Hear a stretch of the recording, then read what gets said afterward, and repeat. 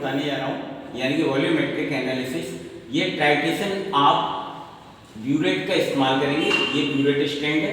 Burette के अंदर unknown solution potassium permanganate यानी KMnO फिलअप करेंगे और ये आपका मेजरिंग सिलेंडर है। दूसरा आपका ये मेजरिंग फ्लास्क है। आपको एपरेटस याद रखना है, measuring flask, measuring cylinder, funnel, beaker, spatula, watch glass, digestive glass. ये आपको मैंने एपरेटस दिखा रहा हूँ, इसको ध्यान रखना है। यानी टाइट्रेशन में कौन कौन से एपरेटस इस्तेमाल होंगे। सबसे पहले आपको याद रखना है ब्यूरेट स्टैंड। इसके बाद टाइट्रेशन फ्लास्क, ये टाइट्रेशन फ्लास्क है जिसे हम कॉनिकल फ्लास्क भी कहते हैं। इसके बाद बच्चों ये भी ध्यान रखना है कि इसका नाम फनल, और मेन चीज जो यूज करेंगे वो है पिपेट। इसको पिपेट कहते हैं। करने का तरीका क्या होता है कि स्टैंडर्ड सॉल्यूशन आपको दिया होगा, स्टैंडर्ड सॉल्यूशन आप मेजरिंग फ्लास्क में तैयार मिलेगा या आपको तैयार करना पड़ेगा, दो ही कंडीशन। तो स्टैंडर्ड सॉल्यूशन का मतलब ये होता है कि ऐसा सॉल्यूशन जिसकी हमें मोलरिटी पता है, यानी कि स्ट्रेंथ आपको पता है, तो वो स्टैंडर्ड सॉल्यूशन है।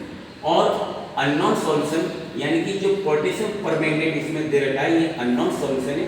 इसका मतलब है इसकी मोलरिटी और स्ट्रेंथ हमको पता नहीं है, और टाइट्रेशन मेथड से इसकी मोलरिटी और स्ट्रेंथ पता करना है। तो आप कैसे करेंगे कि टाइट्रेशन एक ऐसी प्रोसेस है जिसके माध्यम से हम अननोन सॉल्यूशन की मोलरिटी और स्ट्रेंथ पता कर सकते हैं। तो सबसे पहले आप पिपेट के माध्यम से आप 20 ml पिपेट मेरे पास है, 20 ml की पिपेट, इसमें से 20 ml पिपेट के माध्यम से सॉल्यूशन मेजर करेंगे। किस तरह से करेंगे आप देखिए।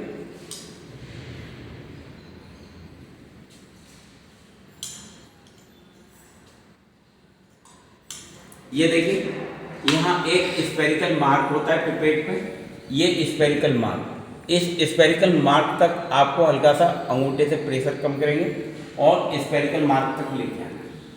और स्फेरिकल मार्क तक लेके आने के बाद जो पिपेट से सॉल्यूशन लिया है वो कॉनिकल फ्लास्क यानी कि टाइट्रेशन फ्लास्क में आप लेंगे।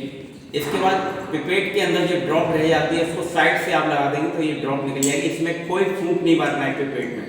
इसके बाद आपने देखा कि ये 20 ml हमने सॉल्यूशन लिया है, किसका, मोर साल्ट का, मोर साल्ट यानी कि स्टैंडर्ड सॉल्यूशन। फिर हम 20 ml सल्फ्यूरिक एसिड मिलाएंगे। ये मेरे पास सल्फ्यूरिक एसिड मैंने इसमें डाइल्यूट बना के रखी है, तो इसमें 20 ml सल्फ्यूरिक एसिड लेंगे आप, और 20 ml सल्फ्यूरिक एसिड इसमें मिला के यानी कि कॉनिकल फ्लास्क में आप इसको मिलाने के बाद थोड़ा सा आप इसे सेकिंग करेंगे। सेकिंग करने के बाद आपको ध्यान रखना है कि जो आपका ये सॉल्यूशन है KMnO4, इसमें ड्रॉप बाय ड्रॉप गिराएंगे। किस तरह से आपको ध्यान रखना है, इसमें ड्रॉप बाय ड्रॉप गिरना चाहिए, यानी कि इस तरह से। ये देखिए, अब आप देखिए इसमें ड्रॉप और सेंटर में ड्रॉप गिरनी चाहिए, ठीक है। इसमें आप देख रहे हैं कि कलर आता है पिंक, यानी पिंक कलर आने के बाद वो डिसअपीयर हो रहा है। इसमें कौन सी रिएक्शन हो रही है, रिडॉक्स रिएक्शन हो रही है, क्योंकि KMnO4 स्ट्रॉन्ग ऑक्सीडाइजिंग रीजेंट यानी कि ऑक्सीडाइजिंग एजेंट की तरह काम करता है। तो आपको ध्यान रखना है कि इसमें कलर डिसअपीयर क्यों हो रहा है। तो आपको ध्यान रखना है कि ये आपका रिडॉक्स टाइट्रेशन है। आप इसमें ये इस तरह से कंटिन्यू इस तरह से आप करते रहेंगे, और ये देखना है इसकी रीडिंग कितनी आ रही है। उस रीडिंग को आपको 4 टाइम्स या 5 टाइम्स आप मेजर करेंगे। जब एक कांस्टेंट रीडिंग निकल के आएगी, जैसे फर्स्ट टाइम आपने निकाली, रीडिंग निकल के आई 19.8, सेकेंड टाइम में निकाली फिर भी 19.8, थर्ड टाइम निकाली फिर भी 19.8, इट मीन्स कांस्टेंट रीडिंग आपकी 19.8 हो गई। तो बच्चों आपको इस तरह से प्रैक्टिकल करना है। और इसके बाद मैं आपको इंस्ट्रूमेंट को करा रहा हूँ, ये इंस्ट्रूमेंट बेटा इसको सेटिंग कीजिए इस तरह से जैसे मैं करा रहा हूँ, और सेंटर में हिलना चाहिए। बहुत अच्छी तरह से ये प्रैक्टिकल करा हमारा इंस्ट्रूमेंट, इसको ध्यान से देखिए, क्योंकि ड्रॉप बाय ड्रॉप गिर रहा है। और ये आपको कंसंट्रेट इसमें बनाने की ड्रॉप सेंटर पे जानी चाहिए। सबसे बड़ी बात ये आती है कि ड्रॉप सेंटर पे गिराएं और कंटिन्यू इसे सेकिंग करते रहे, रुकना नहीं, क्योंकि अगर रुक जाएंगे तो रिएक्शन स्टॉप हो जाएगी।